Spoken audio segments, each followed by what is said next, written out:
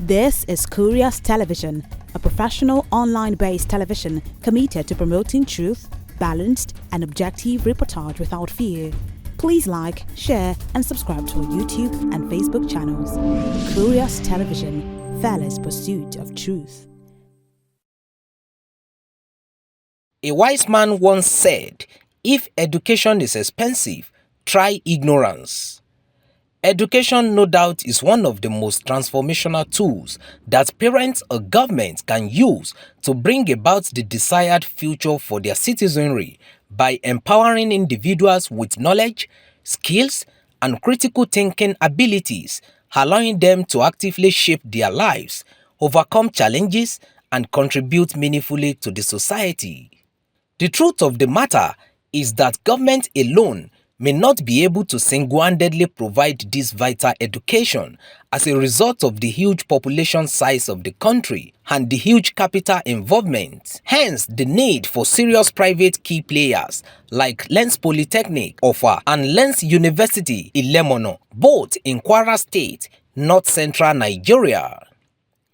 Curious Television, in this exclusive interview with the proprietor of the leading educational brands, Lens Polytechnic, Dr. Azeez Yisa, said the Polytechnic in the last 13 years of rigorous and meaningful existence have assisted nothing less than 40,000 Nigerian graduates, mostly youth, with sound tertiary education at affordable fees at the Lens Polytechnic and now the recently licensed Lens University by the federal government of Nigeria. Humble, calm and passionate proprietor of Lens Polytechnic, Dr. Azeez Yisa, who is also an accountant by profession, a product of University of Ilorin, and a member of several relevant professional bodies, shares with us how the journey started some years ago with just 8 students and now with over 10,000 students in the Polytechnic arm alone. It's a very tedious task, actually.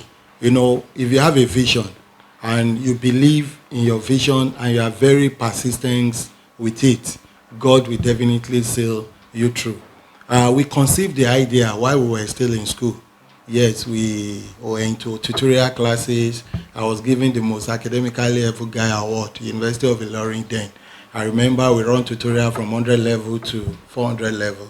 So as time goes on, we enter Kwara Poly to organize tutorials for IGMB students. And we tax them, okay, pay 20 naira for every lectures per hour. And most time we run 2 hours. And we have 200 students. Personally, I used to have 200 students for 2 hours. That's 40 naira times 200, which is 8,000. When I multiply that in a month, I was making up to 240,000. And as a banker then, you don't even earn more than 100 or 120,000. So I saw an idea that, wow, academic is a very lucrative job that apart from adding value to the student, you can also enrich yourself and start up your career from that angle. So that was why we conceived the idea that we are going to have a state-of-the-art institutions of our own. I used to have a friend then, Mr. Dunmoye Olayemi Akim. He's the current DVC academic for the university now, because we didn't leave ourselves since then. He was a pioneer registrar for the Polytechnics. So there was no internet, those are part of the challenges we faced then. So we had to travel from Ilorin to University of Ibadan to go and browse, just to gain access into internet facilities and read about what are the requirements for setting up a Polytechnics, what are the requirements for setting, even though we did not have a penny in our hand, but we believe in that dreams.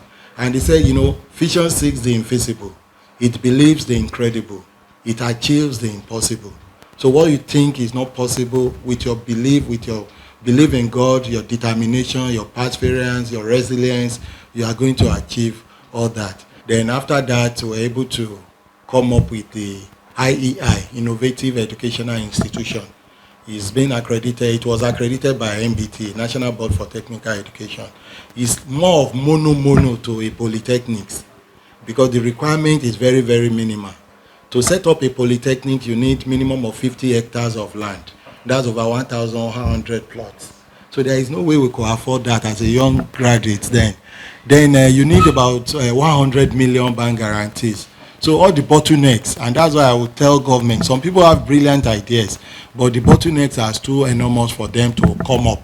And that was why we migrated to IEI. That one, there was no land requirement, no bank guarantee of 200 million, but you can only do a sector. Maybe you are going for ICT, you can only run ICT, those 4 courses, but the 4 are under ICT. So we started with 8 students then, 24 lecturers. We were running huge loss, but at least with determination, like I said. Now we are able to boast of over 10,000 students in the Polytechnics alone. Lens Polytechnic, with its steady academic calendar and conducive learning environment in the last 13 years, according to the proprietor, Dr. Yisa, had produced over 40,000 graduates, both at the national diploma and higher national diploma levels, that were also mobilized for national youth service in due course.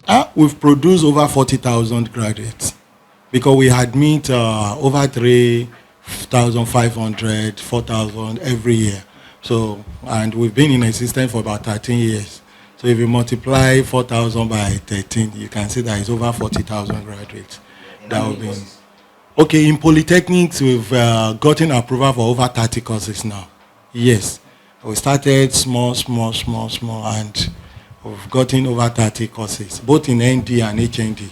And we've been mobilizing our students for NYSC ever since then. Speaking on the challenges that are being faced by the private investors in the educational sector, he, however, identifies finance as the major yardstick, calling on the government to consider the private tertiary institutions in their new policies. Finance is one of the major obstacles. You know, when you have ideas and there is no money to put it into, to execute it, to put it in action, it's a big challenge. Yes, it's very hard. Private institutions have been neglected completely by government.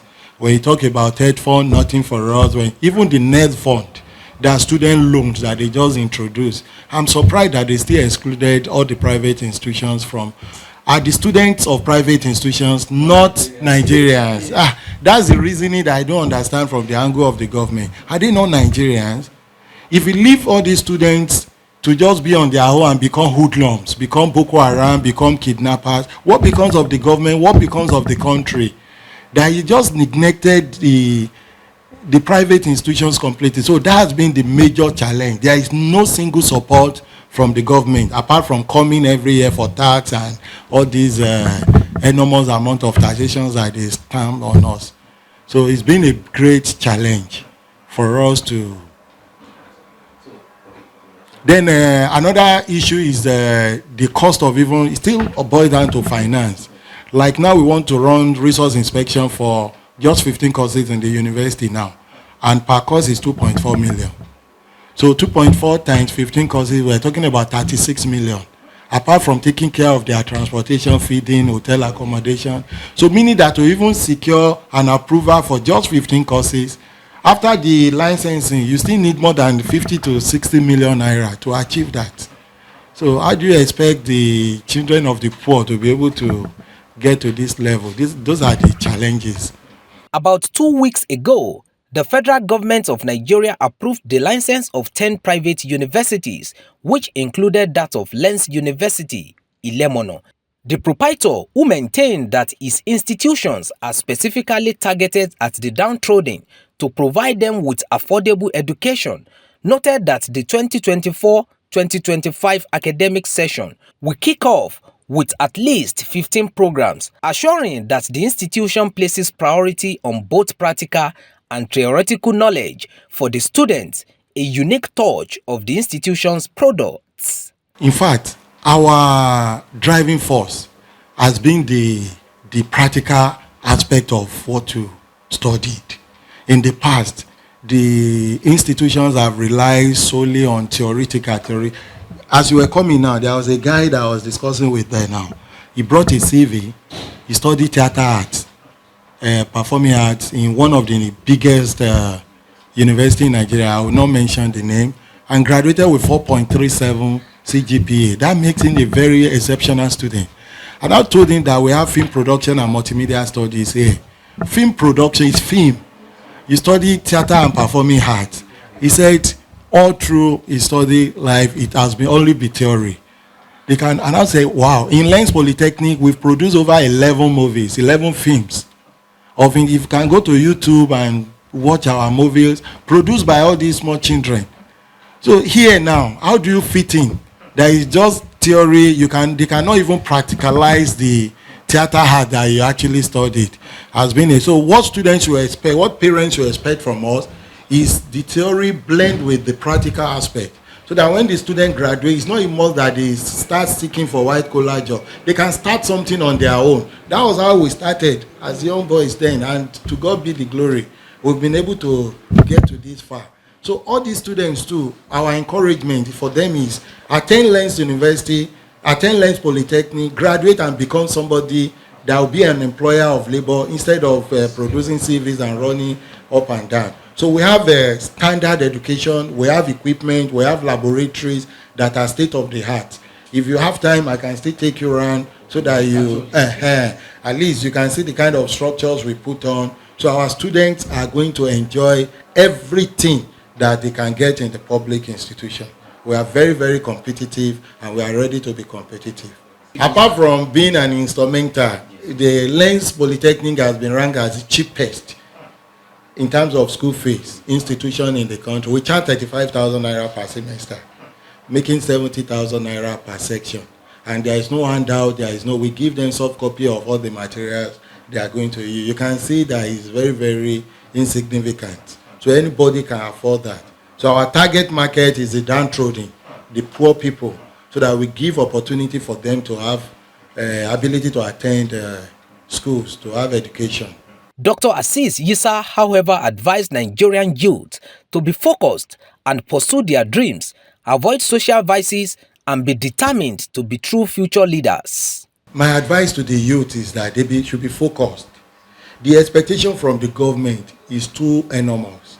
And you know, the country has been very bad. Thank God for all this current government. At least they are trying their best. They are trying to redefine the system. But that's not an excuse. Nigerian youth should be focused. They should be determined. They shouldn't despise small beginning. I remember when I was in school, I did all sorts of jobs in order to make sure we grab the educations, you know.